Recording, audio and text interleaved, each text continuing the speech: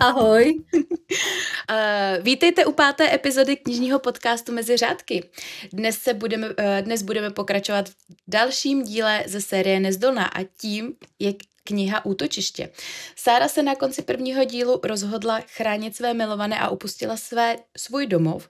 Její kroky vedou spolu s Nikolasem a Chrisem do moherské pevnosti, kde musí podstoupit výcvik a primárně se musí naučit ovládat svého Moriho.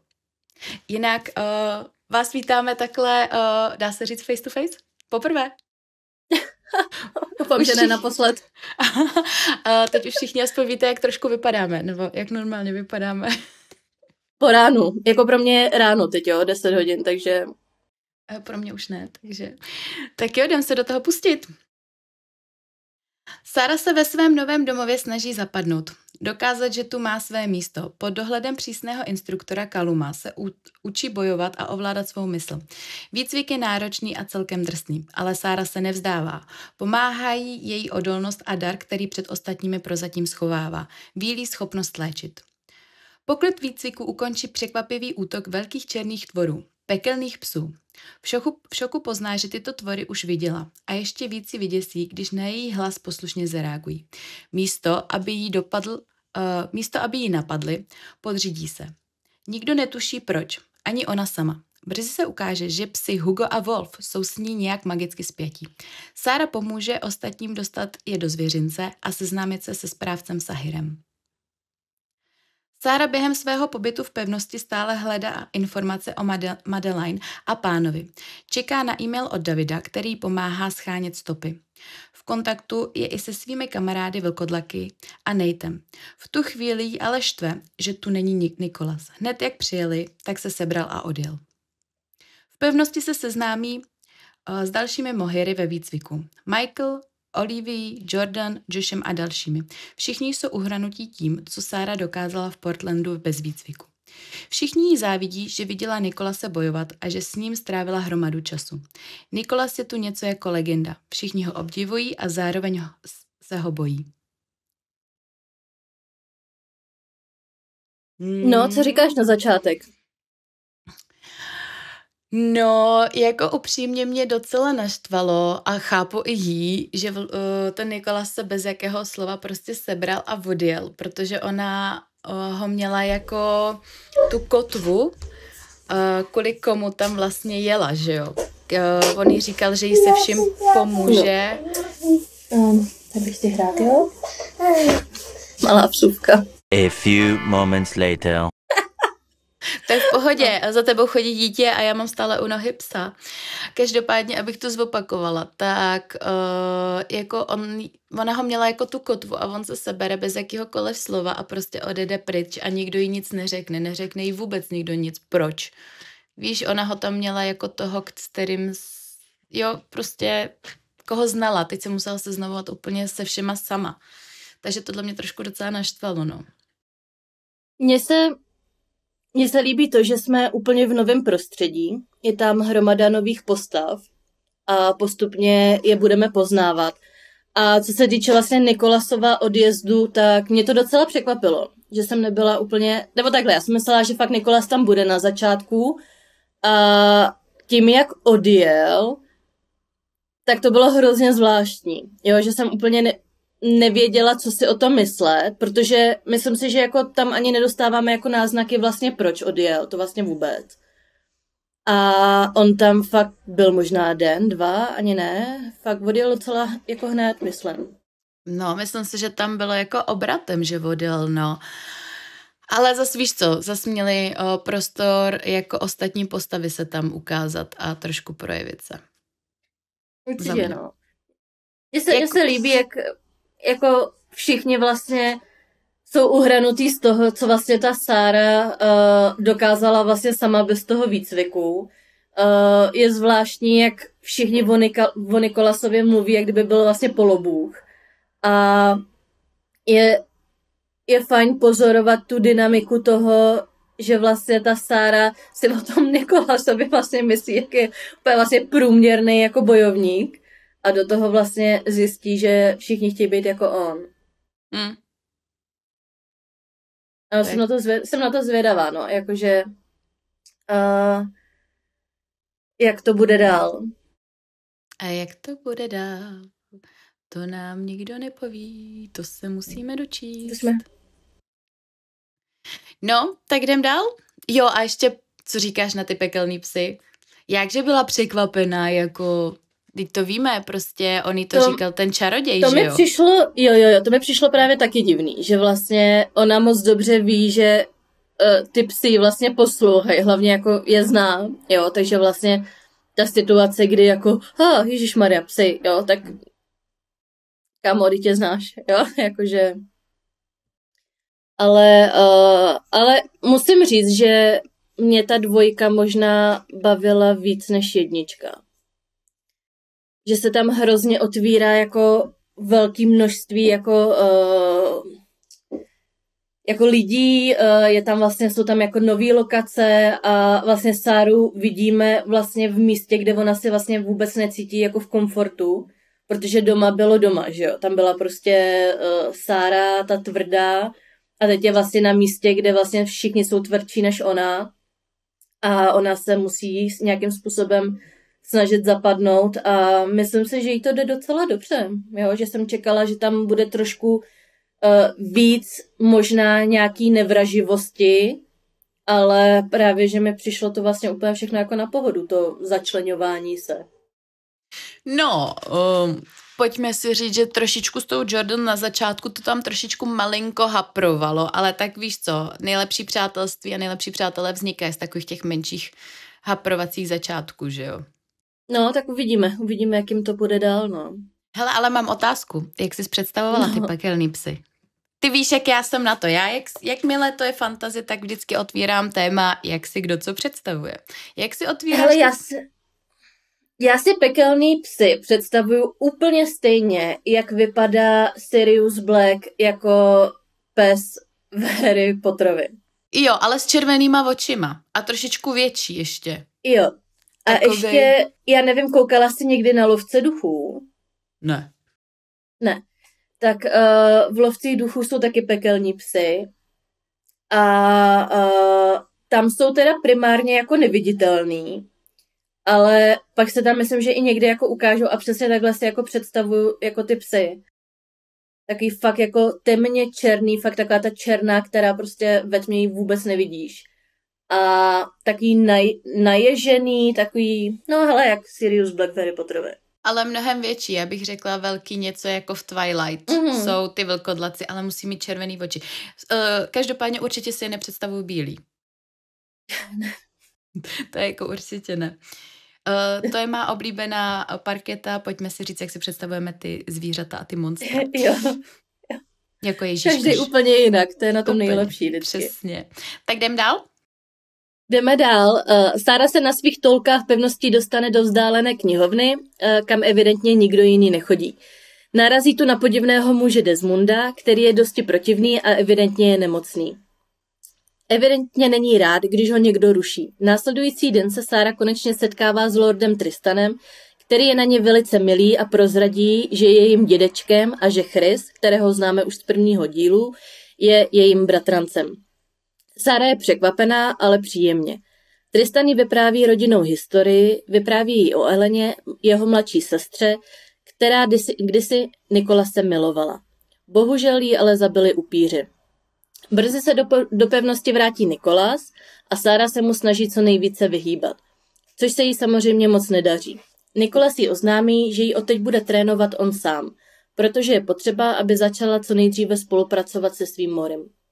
Sára v mezičase chodí navštěvovat Desmonda, se kterým hraje šachy nebo ho poslouchá, jak hraje na klavír. Napadlo jí, že by ho mohla pomalu zbavovat jeho nemoci. Proto když hraje na klavír, sedí u něho a pomocí doteku ho léčí, aniž by si toho sám všiml. Trénink s Nikolasem začíná a jiskří to mezi nimi už od začátku. Sára se snaží ovládat záři svou elementární moc. Poprvé ji naplno použije při útoku démonů ve městě Bois. Z její ruky vyletí zář, která jednoho démona spálí na prach. Přežijí, ale Sára je zraněná a vyčerpaná. Tréninky jsou tvrdé. Nikolas ji provokuje, aby pustila svého Moriho. Sára však musí myslet na záři, její vílí moc, která Morimu ubližuje. Sára se bojí, nechce nikomu ublížit, ale Nikolas jí věří. I když ji donutí reagovat instinktivně, síla se uvolní. Tento okamžik změní úplně všechno. Její Mori na to zareaguje a řekne Nikolasovu Morimu Solmy. Tak tady máme hromadu informací. Kde začnem? Desmond. Tuhle postavu mám hrozně ráda a byla jsem hrozně překvapená, když... já jsem si dlouho myslela, abych jako začala správně, já jsem si dlouho myslela, že tam začne takový ten trouhelník. Mhm. Desmond, Nicholas, Sarah. A pak vyjde najevo, že Desmond je gay. Takže jsme očekávání opadlo, což mě trošku mrzelo, protože by to bylo zpestření vlastně toho příběhu. Ale zase je to něco novýho, že jo, co si budeme, jako, nebo novýho. V téhle knize ještě něco takového nemáme, takže je to takové zpestření.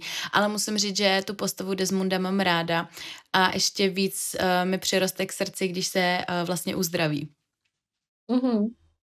Jako musím říct, že ho mám ráda a ještě to, jak on popichuje furt potom toho Nikolase. Ježišmarja, já ho úplně žeru. Jak jako fakt si dělá tu srandu. Mně se líbí, že on vlastně nemá vůbec žádný filtr.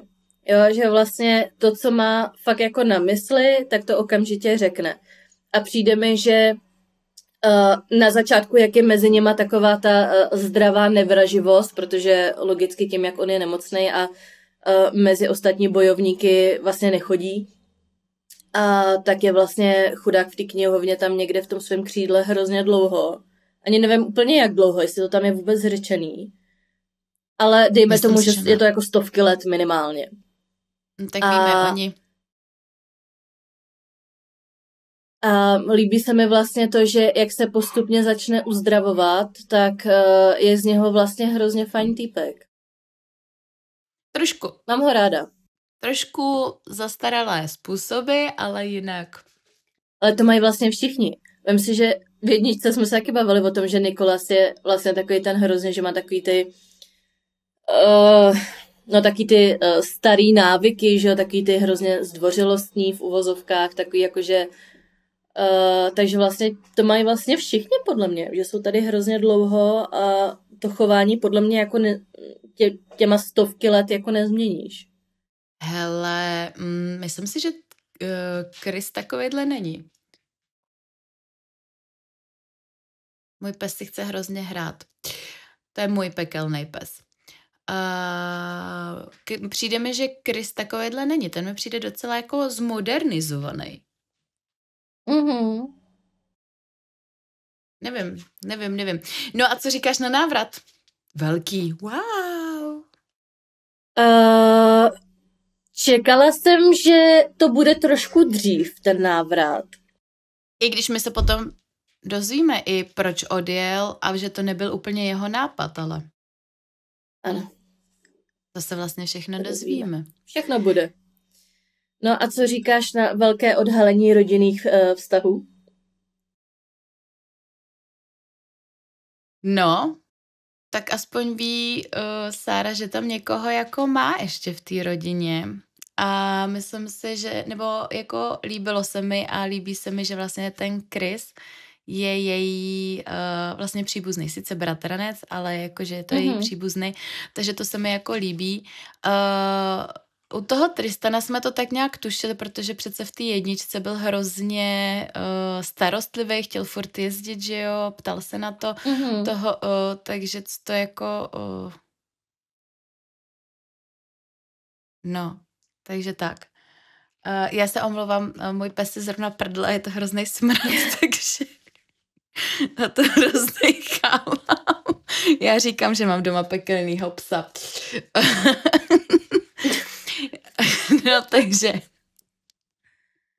Jo, mně se to, že Tristan je vlastně dědečkem, mně se to hrozně líbí. A jsem ráda za to, že Christ je bratranec, protože bych úplně nechtěla nějaký jako trojuhelník s Chrisem, Nikolasem a Sárou. Takže to jsem ráda, že to dali do nějaký jako vazby. A mně Chris přijde jako Gypsy z Bidingu. přijdou mi takový, teda takhle, Chris není úplně tak jako padlej na hlavu jako Gypsy, ale přijde mi jakoby, že mají takovou tu stejnou povahu, vtipálci, všechno, ale zároveň se za tebe postaví, jako za toho svého nejlepšího kamaráda. Takže když si to tak vezmeme, tak skoro v každé knize někoho takovýhleho máme, že jo? To je pravda, vždycky tam je nějaký potrhlej kamarád. A tak vem si, že třeba v Twilight je to taky Emmet, že jo? Ten je taky takový jako taká jako vtipná, živelná síla a myslím si, že ten příběh to vždycky jako obzvláštní někdo takovej, kdo nemá úplně filtr, není takový jako dramatický. Je to vždycky fajn, že to tu atmosféru trošku rozvíří. Jako jo. No a společné tréninky Sáry a Nikolase. No, ježišmarja. Ty jsou úplně skvělý. Jsou úplně skvělý, jako ty mám ráda. Tím, že Nikolas to, až se jako dozvíme postupem, to, že to vlastně jako všechno jako ví, ona je vlastně jako taky jako popírač, je na ně ještě jako naštvaná. Myslím, že jako ta dynamika je stejná, jo, že tam jsou ty city, ale ani jeden vlastně to jako nechce dávat najevo a do toho vlastně se jako navzájem jako trénujou. Přijde mi to jako vlastně stejný, že jo. Ta stejná chemie. Violet, no jasně, to je přesně jako to, co chci říct, že vlastně jako on je tam vždycky ten zkušenější, který vlastně ji trénuje, aby ona přežila a mně se ty tréninky hrozně líbily. Pak jsem se v nich teda trošku ztrácela, když fakt šli jako trénovat toho Moriho, tak to už nebylo úplně jako o tom silovém tréninku jako takovém, ale spíš o tom vlastně jako smyslovém. A tam vím, že jako občas, ne, že by mě ty scény úplně nebavily, ale přišly mi občas jakoby trošku dlouhý, ale samozřejmě měl to nějaký smysl. Jo, jako já si vždycky hrozně představuji, když jsou tyhle tréninky, že já jsem ta holka. Já mám velmi bujnou fantazii, to by mohlo vědět hodně lidí, takže vždycky si představuju, že jsem to já a vždycky mu nakopu tu prdel. Každopádně, když jsme byli u toho jiskření, tak tam to opravdu jiskřilo, když si to vezmeš doslova a do písmene, protože ona ho i zasáhne tou svojí schopností, takže on i odletí, protože ona ho fakt zasáhne, že jo, takže tak, no. No, uvidíme, co bude dál. No. A máme tu nový pojem solmy. Co to asi je? Co to asi tak bude?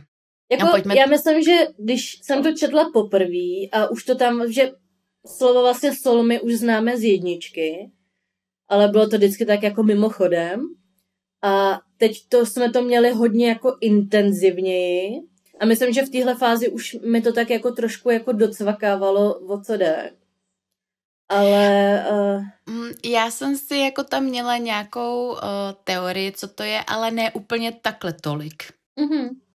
Jo, my se to samozřejmě dozvíme, ale jak říkám, myslela jsem si trošičku, že je to jinak. Malinko. No, ale tak to se všechno dozvíme. To se dozvíme už brzo. Přesně. Tak jdeme dál. Sára se u jezera znovu potkává se svou výlí sestřičkou. Prozradí, že všechno má v sobě energii a že Sára je konkrétně vodní elementálkou a dokáže ovládat vodu. Po cestě nazpět se Sára zastaví ve zvěřinci, kde je nový tvor Griff. Tady bacha, tady už má představivost, tolik nemůže jít, protože tady už máme i popis. Tělo lva, orlí hlava a obrovská křídla. Tady mi to kazí úplně mojí představivost. Griffy samička nechce jíst, Sára jí zkouší přemluvit a povede se jí. Griff si ji označí jako člena svého hejna. Všichni jsou v šoku. Sára si však nedává pozor a dostane se blízko klece Vyverny a ta jí popálí. Na ošetřovně to mezi Sárou a Nikolesem jiskří a dojde k dlouho očekávanému polibku. Nikolas se však odtáhne, omluví se a odejde. Sára se druhý den dostaví k Tristanovi a požádá ho, aby jí na tréninky vrátil zpátky Kaluma. Ten je překvapený, ale Sáru k ničemu nenutí. Zmíní, že po dlouhé době viděl Desmunda a že mu přijde jiný, takový živější. Sára dělá, že o ničem neví, ale je mu to naprosto jasné. Když se Sára přidá ke svým kamarádům na večerní akci, celá akce se zvrhne a napadnou je upíři. Sáře se podaří jednomu upírovi zabudnout nůž do srdce a o další se postará Jordan. Za vteřinu se tam objeví Tristan s hromadou bojovníků. Všichni jsou překvapení, jak se jim podařilo zabít 3 upíry. Nicholas tam stojí a drtí ruce v pěst a je jak v trancu. Tristan se mu snaží vysvětlit, že je Sára v pořádku. Vysvětluje i Sáře, že Nicholasův mori je rozrušený a potřebuje, aby k němu Sára přišla a ujistila ho, že není zraněná. Sára tomu nerozumí, ale udělá to. Vezme Nicholase za ruku, ten ji obejme velmi silně, až jí to bolí. Ničemu nerozumí. Tristan jí slíbí, že jí vše cestou vysvětlí. V pevnosti se jí Tristan zeptá, zda byly s Nicholasem intimní. Sára je logicky pohoršená, ale přizná mu, že se políbili. Tristan jí vysvětlí, že Mohiru jsou vztahy jiné než mezi lidmi. Že pokud se někdo rozhodne s někým žít celý život, je to většinou ve chvíli, kdy najde svého solmiho, svého životního druha. Muži jsou schopni vycítit toto pouto jako první a mají smrtelnou potřebu svoji družku chránit. Ve chvíli, kdy jsou druhové spolu jakýmkoliv způsobem intimní, dojde ke stvrzení pouta. Sára je v šoku, nerozumí tomu a rozhodně si nemyslí, že někdo jako Nicholas by chtěl být zrovna jejím druhem. Druhý den se Tristanovi svěří, že umí vycítit přítomnost upíru, což jí může pomoci na misích a chce se dalších zúčastnit. Tristan jí slíbí, že pokud bude připravená, přidá se k nim. A máme to tady! Už víme, co je soulmate. No. Co pro já mám tuhle scénu hrozně ráda, kdy vlastně je Nicholas v tom tranzu a teď potřebuje to ujištění, že ta Sára je v pořádku a ta tomu nerozumí, nechápe, ale přesně jako stejně jde tam a je k němu vlastně jako něžná, jo, a hlavně se ta scéna jí mám hrozně ráda. Já když to čtu po každý, tak vždycky se těším na tuhle část. A tam už si myslím, že to jako vše musí být jasný, o co jde. Jo, že ten Tristan, když to pak jenom vypráví, tak vlastně to celý akorát potvrdí. A je to úlet, no. Nicholas celý život vlastně bojovníkem a nikdy vlastně na žádný jako život s nikým nemyslel a najednou přijde nějaká tady holka v Portlandu a... No hlavně poprvé nebo po druhý v životě on má svoji slabinu a to je Sára. No. Nikdy neměl a teď už má a je to pro něj, bych řekla, asi dost šok bát se takhle o někoho a hlavně, jaký to musí být šok pro Sáru, když si vezme, že je 16 a najednou jako se objeví někdo mnohem starší než ona. Mnohem. I když vypadá jako, že jsou ve stejném věku a jako najednou má to být životní druh. Jako dovedeš si to představit, že by za sebou přišel někdo v 16 a řekl ti, hele, prostě tady máš svýho životního druha a rozhodni se, jestli s ním chceš bejt, ale už se ti to nikdy nemusí podařit znova ho najít. Jako jak by se stvářila? Já bych byla z toho úplně v šoku a byla bych z toho docela dost i špatná, si myslím. A to, že jsem taká střela. Asi ono záleží v té situaci, jestli ty to vlastně, ten tvůj Mori to cítí vlastně stejně. Jo, u té Sáry tím, že ona toho Moriho hrozně dlouho potlačovala, tak on vlastně, podle mě to, proč ona to pouto nevycítila, je vlastně důsledek toho, že ona toho Moriho prostě hrozně dlouho potlačovala. Jo, no, protože podle mě, kdyby to tak nebylo, tak podle mě to vycítí už. Ale ono zase na druhou stranu, jako ona k tomu Nicholasovi něco cítí, jo. Takže ono to není úplně jako, že kámo, tady máš životního druha, cizího člověka, jo, že ty city už tam nějaký jsou, takže spíš jenom to, že najednou je tady něco docela jako závažného, protože oni to tak jakoby berou, že a ona tím, že vlastně vyrůstala jako vlastně člověk, tak rozumím, že pro ní ty vztahy mají trošku jako jinou hloubku. Ale tohle je vlastně něco, co, jakože lidi, když si řeknou, že jsou životní jako druzy, tak není to jako, jak to říct, není tam takový to magično v tvý mysli, který by mohlo být vlastně zničeno nebo rozloženo tím, že by to pouto třeba odmítli nebo zrušili, jo. Tady to má trošku jako ještě tu jako magickou, budeme říkat magickou, jako váhu, takže to si myslím, že je možná věc, která jí děsí. Zároveň věřím, že Sára taky není úplně dáreček, takže když jako Nikolas tady Herkules zjistí, že nějaká tady jako 16letá cuchta na diskotece je jeho životní partnerka, tak věřím, že to bylo jako na tak týden v alkoholu. Jako.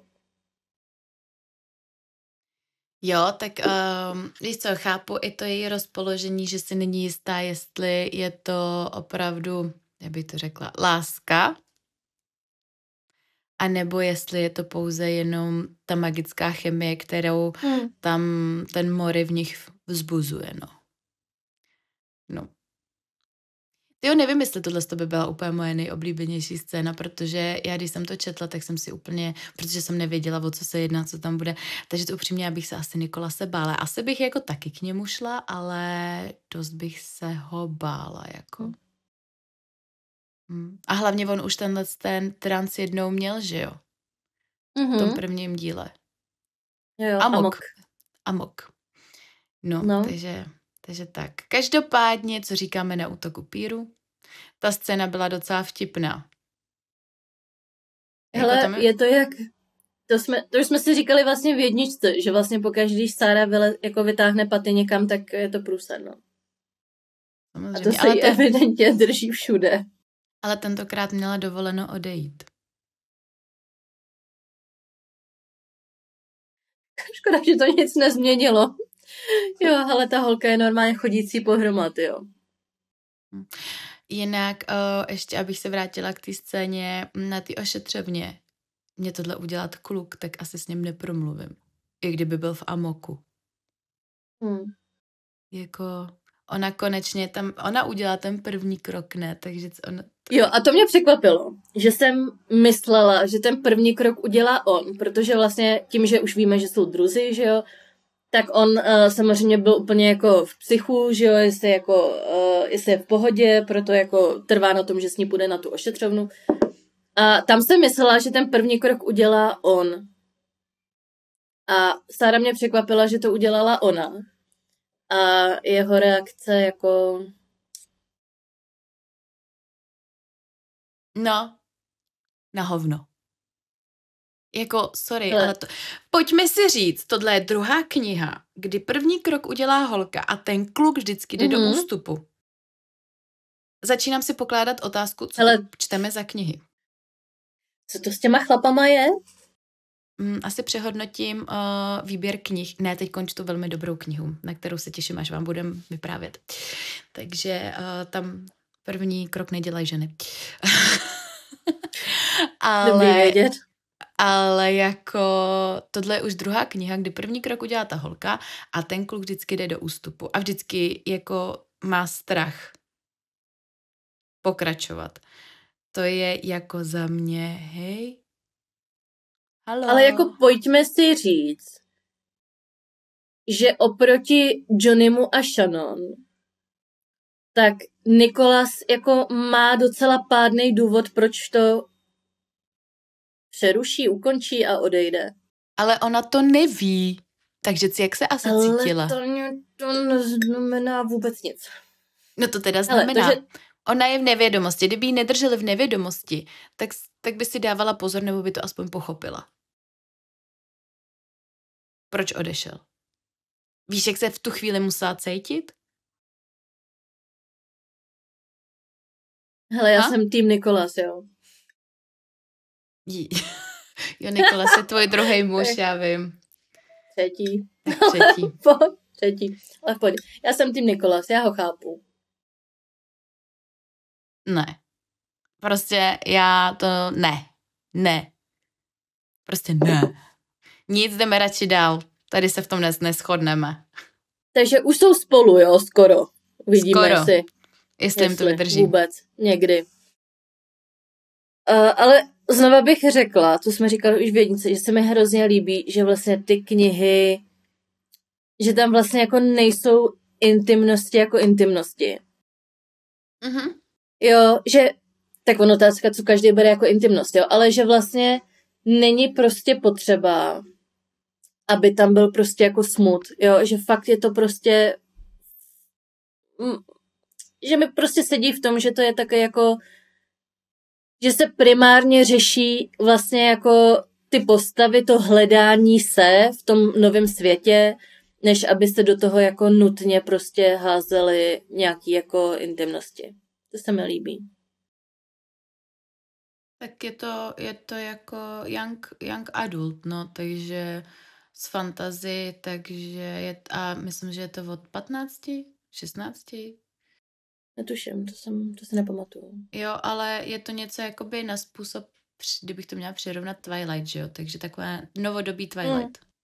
I když, bylo mi řečeno od jedné z našich posluchaček, čau Ráďo, že jak si můžeme dovolovat to přirovnávat Twilight, spíš The Vampire Diaries, k upířím deníkům, že v upířích denících byly všechny tyhle ty různý bytosti. Já nejsem úplně milovník upířích deníků. Dostala jsem za to bídu, takže prosím vás, kdybychom to měli přirovnat, můžete se každý postavit na svou stranu, kam byste ten příběh přirovnali. My jsme to v prvním díle přirovnali Twilight. My jsme přirovnávali ale postavy, ne příběh jako takovej. No, tak prosím tě, dostala jsem za to bídu. Jo, takže pokud by se někdo chtěl připojit tady k naší Rádě, která nám řekla recenzi do očí, tak nám napište vlastně, k čemu byste přirovnali tenhle příběh. Nebo celkově tyhle knihy, tuhle sérii. Úplně netuším. Zajímavé, viď? K čemu to přirovnat? Ještě vydrž. Ano? Jako tak, no, tak vydrž, Emičko, no, tak pro Emi. Máme tu lásku. Jo. Se pomazlíme potom? No, takže, hele, já si myslím, že vždycky podle mě nějakou postavu můžeš přirovnat podle mě k vícero postavám z různých seriálů.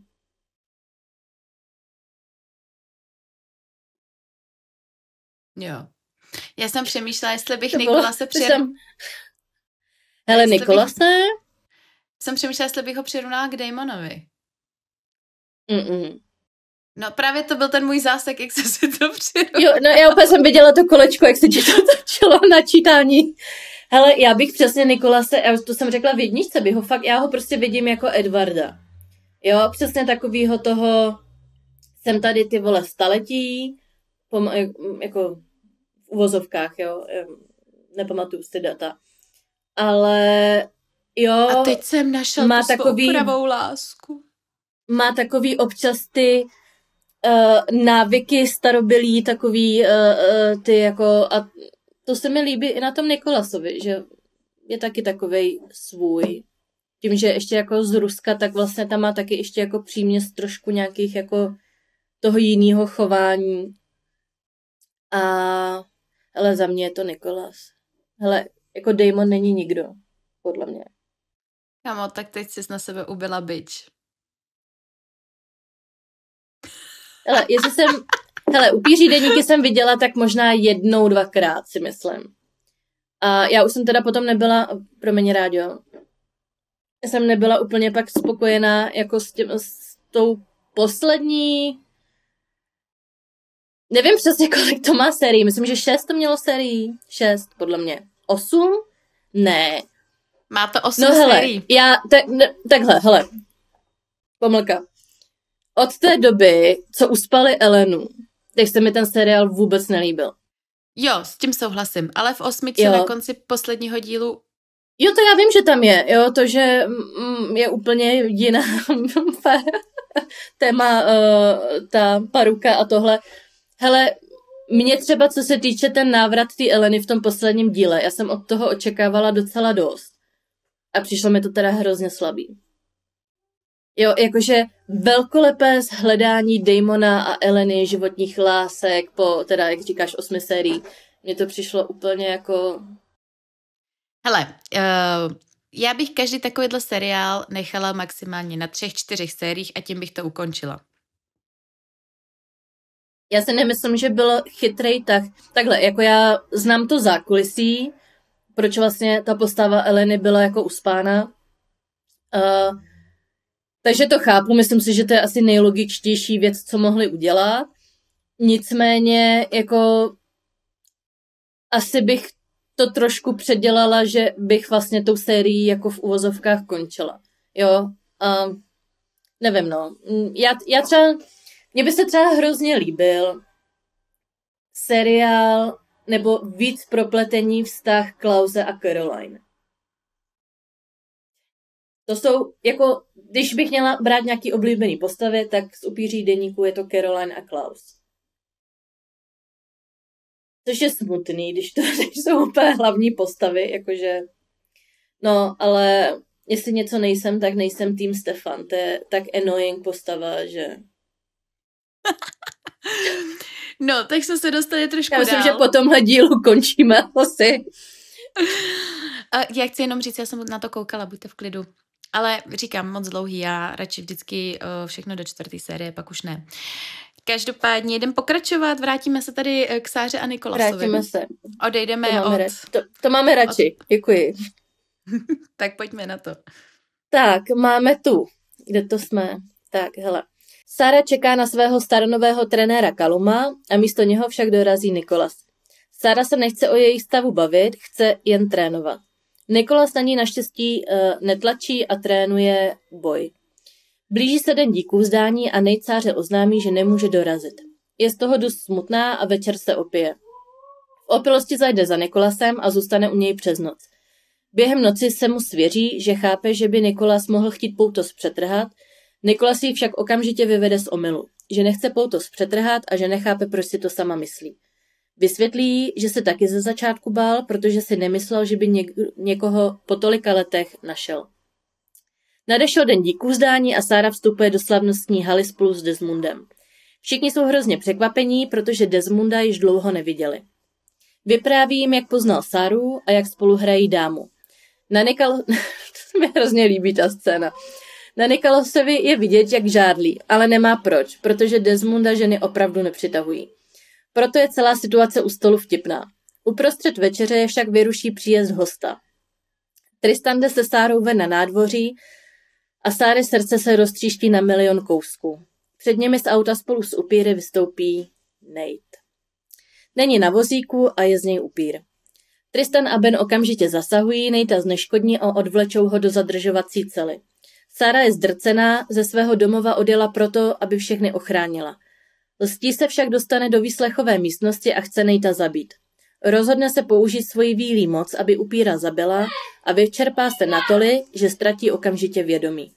Když se probudí, uplynuly už 2 dny.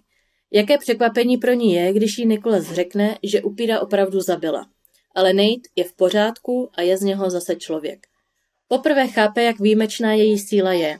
Dokáže zabíjet démony a zároveň léčit. Hele, to byla nabitá část. Jako jo,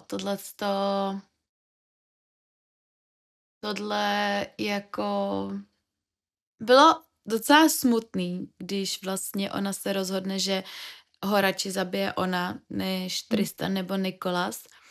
A ta kapitola, kdy vlastně ona říká, jak vycítila toho upíra, jak se drží toho jeho srdce, jak ho zabíjí, jak slyší ty jeho myšlenky, jak říká, že nechce, to bylo hrozně smutný. Jako bylo to smutný, samozřejmě potom máme v uvozovkách v tomhle tom jakoby happy end, v této kapitole, kdy Nate vlastně je živý, zdravý a ještě k tomu chodí a víme, že vlastně Sáry moc je mnohem silnější, než si doposud všichni mysleli. Ale to, co tomu předchází, je docela fakt smutný, když si víš, že vlastně on je jedinej pro ní nejbližší příbuzný, vlastně Tristan a Chris. Tak on je vychoval. No právě, něco Jako jako její táta. Hmm. No, Jako já, když jsem to četla a přišla ta fáze, kdy ten Nate vystoupil z toho auta na tom nádvoří. Hele, já ti musím říct, že mi ukápla na mé slova. Jo, jakože nestává se úplně často, že bych, když nepočítám 4. křídlo, že bych u fantasy jako brečela, ale tím, jak vlastně člověk ví, že ona má fakt jenom toho Natea, co se týče rodiny. Jo, jako můžeme se bavit o tom, že rodinu můžeš mít přátelé, můžeš si jako s přátel tu rodinu udělat, tak úplně jako fakt cítíš, jak si jí zlomí to srdce, jo, v tom okamžiku. A mě to bylo hrozně líto. A zároveň si myslím, že jsem nečekala, že se ta situace vyřeší tak rychle.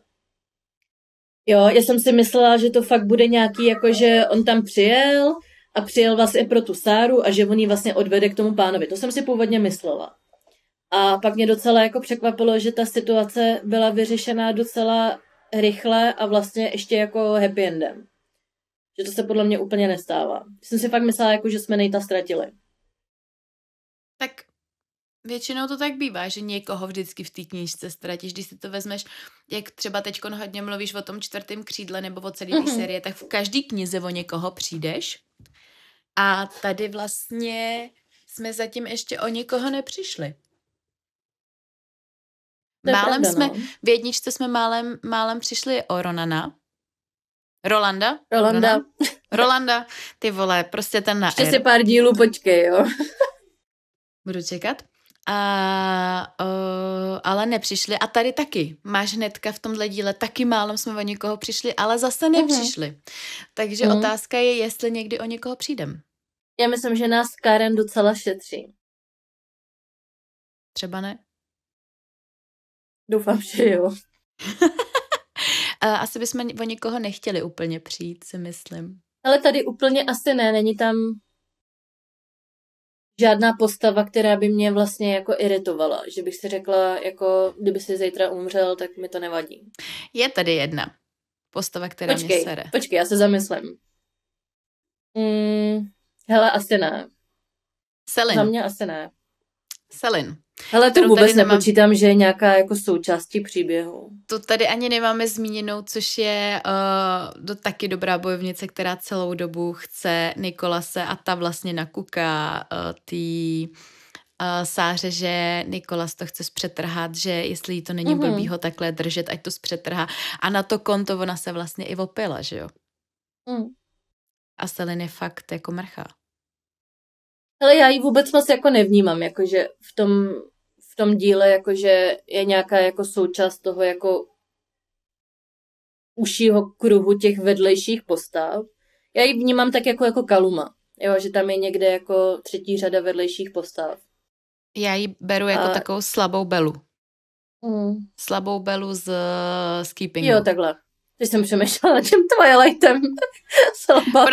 Já jsem si říkala, bavili jsme si o Twilight, tam je taky Bela, tak radši to jako řeknu, že to je Keepingu. Hele, asi jo. Vždycky musíš mít v té knize nějakou záporačku, která ti prostě chce dávat ty brouky do hlavy a ničit ti život. Tak je to taková Cat z 4. křídla. Jo. Jo. A tak ta byla bývalka aspoň. Selin vlastně s ním nechodila, ne? S Nikolasem. Spala s ním. Spala. Jo, no, tak. Oni spolu spali. To se nepočítá. A ona zase, a už jsme zase u toho, ona s ním chce bejt, protože on je ten velký hrdina, velký bojovník, že jo, takže. Což je zase úplně stejný zase jako v Bindingu a v Keepingu. To je pravda, no. Bella, můj pes se zase zbláznil, kdy Bella taky ho využívala, aby se dostala jako vejš a to stejný Selin dělá i tady. Máš pravdu. A Kate to dělá i ve 4. křídle, že chce být se Zaidnem, protože prostě královský rody. Tak protože tam jim to zase bylo ale jako vměšováno jako od malička. Jo, ale? To není úplně jako... Ale je to tam. Hele, no prostě... zlatokopky, fantasy zlatokopky. Takže pojďme tam si... se jde po titulech. Pojďme si říct, že postava dobrýho kamaráda a la Gypsy a la Chris musí vždycky být. A nějaká taková ta zlatokopka. Žárlivá bývalka. Taky musí být evidentně v každé knize. No zatím máme jako, takhle když to porovnáváme, tak to tak máme nějak. Přibližně. No to je pravda. Tak jo, tak jdem na závěr. Jdem na to. Nechci. Pojď, jdem do toho. Nechci končit ještě. Nebo ještě nám bude zbývat jeden díl. Ne jeden díl, ono to má víc dílů, co si budem. Netrvá dlouho a pevnost čelí dalšímu útoku upírů. Sára, Nikolas, Chris, Desmond i Selin bojují bok po boku. Vlkodlaci, Roland a Peter se promění, démoni, zvířata i spojenci z jiných ras se přidávají. Je to krvavá bitva a přesto z ní Sára vyjde silnější než kdy dřív. Ale ne všichni stojí na její straně. Ukáže se, že Michael, ten, kterého Nikolas trénoval, spolupracoval s upíry. Byl to on, kdo nastříkal feromony, vypustil pekelné psy, chtěl Sáru jen vyděsit, ale stal se nástrojem pána, který chce její sílu. Když byli všichni upíři zabiti, Nikolas najde Sáru a uleví si, že je naživu. Oba se políbí a jejich mory jsou šťastní beze sebe. Štěstím beze sebe. Všichni už ví, že jsou spolu.